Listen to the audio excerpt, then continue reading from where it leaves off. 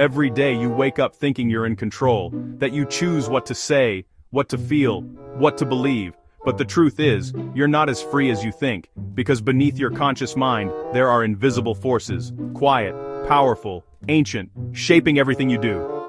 They decide who you trust, who you love, who you hate, what you chase, what you fear.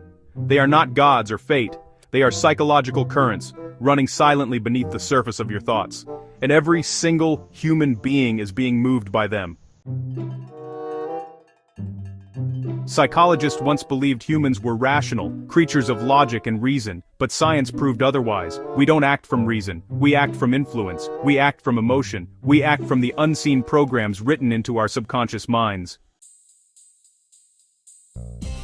And the first of these invisible forces is conditioning. From birth, your brain has been trained to seek approval, to avoid pain, to follow the patterns that once kept you safe. Even when they now keep you small, you think you're choosing, but you're following invisible rewards. Every time your phone pings, your brain releases dopamine, a small chemical hit that tells you, check again. That's not a choice, that's a leash made of pleasure. And it's not just technology, it's people, it's culture, it's every like, every smile, every nod that tells your brain, this is who you need to be to belong. Conditioning makes you predictable. It tells you to chase comfort, not truth, to repeat what feels familiar, not what feels right. Cognitive biases. Our brains, while incredibly complex, rely on shortcuts to process the vast amount of information we encounter every day. These shortcuts, or biases, help us make quick decisions, but they also skew our perception of reality. For instance, the confirmation bias leads us to favor information that supports our existing beliefs, blinding us to contrary evidence. These biases shape our views and actions without us even noticing. But what if I told you that the most significant forces shaping our behavior are often invisible, lurking beneath the surface of our conscious minds? It's a provocative idea, one that challenges our notions of autonomy and free will, but it's also deeply rooted in psychological science. If you're like most people, you think your individual tastes and opinions drive your choices and behaviors. You wear a certain jacket because you liked how it looked. You picked a particular career because you found it interesting. The notion that our choices are driven by our own personal thoughts and opinions is patently obvious. Right? Wrong. Without our realizing it, other people's behavior has a huge influence on everything we do at every moment of our lives, from the mundane to the momentous. Even strangers have an impact on our judgments and decisions. Our attitudes toward a welfare policy shift if we're told it is supported by Democrats versus Republicans, even though the policy is the same. But social influence doesn't just lead us to do the same things as others. In some cases, we imitate others around us, but in other cases, we avoid particular choices or behaviors because other people are doing them. We stop listening to a band because they go mainstream. We skip buying the minivan because we don't want to look like a soccer mom. By understanding how social influence works, we can decide when to resist and when to embrace it, and learn how we can use this knowledge to exercise more control over our own behavior. In Invisible Influence, Jonah Berger is consistently entertaining, applying science to real life in surprising ways and explaining research through narrative.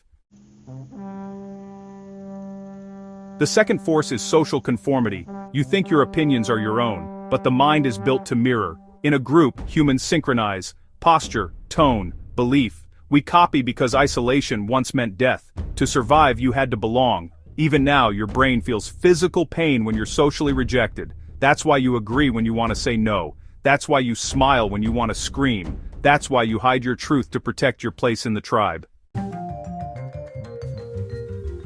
You call it being polite, but it's fear-wearing manners.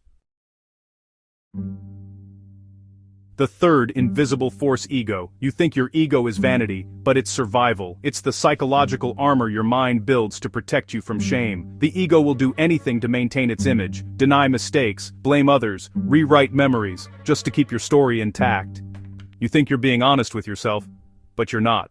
Every day you make approximately 35,000 decisions. What to wear, when to speak up in a meeting, whether to order takeout or cook dinner. Each choice feels like a conscious, deliberate act of free will, but what if powerful invisible forces are silently orchestrating your decisions from behind the scenes? But what if I told you that the most significant forces shaping our behavior are often invisible, lurking beneath the surface of our conscious minds? It's a provocative idea, one that challenges our notions of autonomy and free will, but it's also deeply rooted in psychological science. That is exactly the case. Recent research in cognitive psychology, behavioral economics, and neuroscience has uncovered shocking evidence that our choices are far less autonomous than we believe. These hidden influences operate beneath our awareness, yet dramatically shape our daily lives. Your ego edits reality to protect your self-esteem, and the cost: you stop growing, because growth requires admitting you were wrong, and honestly, the ego just can't survive that. The communities and societies we grow up in lay down a set of unwritten rules that guide our actions. From a young age, we learn to navigate these norms, often subconsciously adjusting our behavior to fit in or to meet expectations. It's why you might dress a certain way at a wedding, or lower your voice in a library. These actions are not always conscious choices, but responses to the invisible social cues around us. Then there's cognitive bias, the quiet puppeteer behind every belief you defend. Your brain filters information not for truth, but really, for comfort. When you see something that challenges your worldview, your mind rejects it automatically. Confirmation bias, anchoring bias, self-serving bias, all designed to bend the world to match your story. You're not seeing reality, you're seeing your version of it, one carefully shaped by what your mind wants to be true. And then there's emotional memory. Every feeling you've ever had left a trace. When someone reminds you of a person who hurt you, your body reacts faster than thought. It's not intuition, it's association. Your subconscious connects patterns, colors, tones, smells, gestures. Now, and debatertinen trajastura triggers emotion before your conscious mind even knows why. That's why trauma repeats itself. That's why you keep attracting the same kind of people. That's why you get stuck in loops. Your emotions are not random. They're programmed responses. All these forces, conditioning, conformity, ego, bias, emotion, they move through you every day, unseen, unquestioned, and because they're invisible, you mistake them for yourself. But they're not you.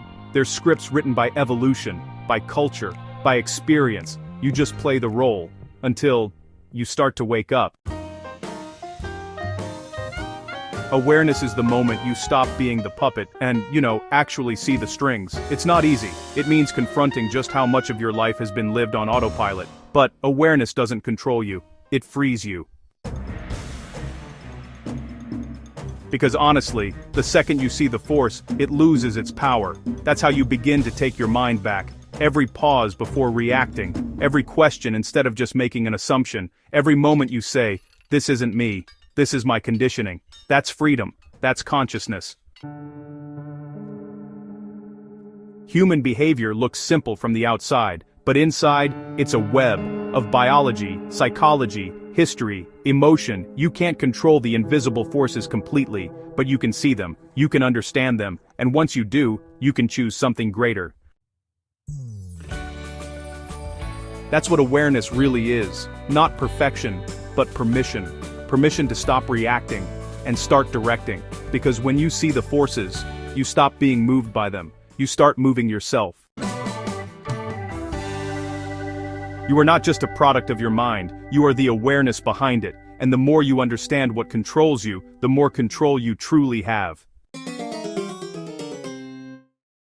Mind scripted, understand your mind, and you understand the world.